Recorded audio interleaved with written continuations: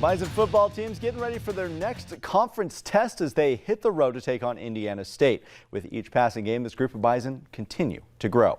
The Bison are 2-0 in the Missouri Valley Football Conference with their wins over South Dakota and Youngstown State.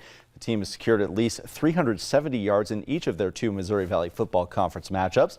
The defense has held up their end of the bargain as well, winning both of those contests by double digits. According to the players I talked to in the Fargo Dome this afternoon, that growth isn't just on the field.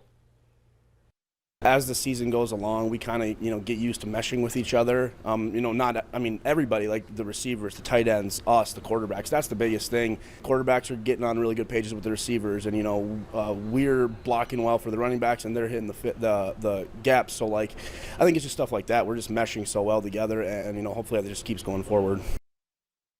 We'll see if that keeps going forward this week when the Bison hit the road again. They're heading to Terre Haute for a matchup with Indiana State.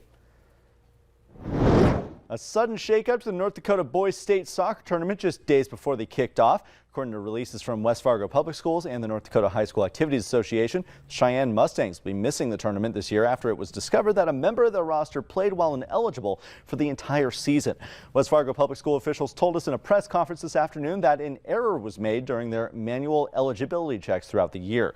While officials didn't give any specifics toward changes they plan to make going forward, they did say that they're going to change their procedures so this doesn't happen again.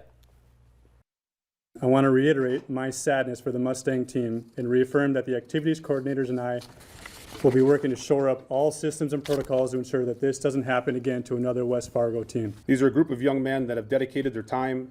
They work very hard to get to this point. To have their season end this way is very disheartening for the players, their families, and our coaches. I'm sorry that the situation happened, and it is my mission to ensure that this does not happen again. It's also worth noting that we were not allowed to ask any questions about the incident during this press conference. The Mustangs were originally set to be the second seed coming out of the East. It will now be Davies, West Fargo, Red River, and Shanley representing the Eastern Dakota Conference when the tournament starts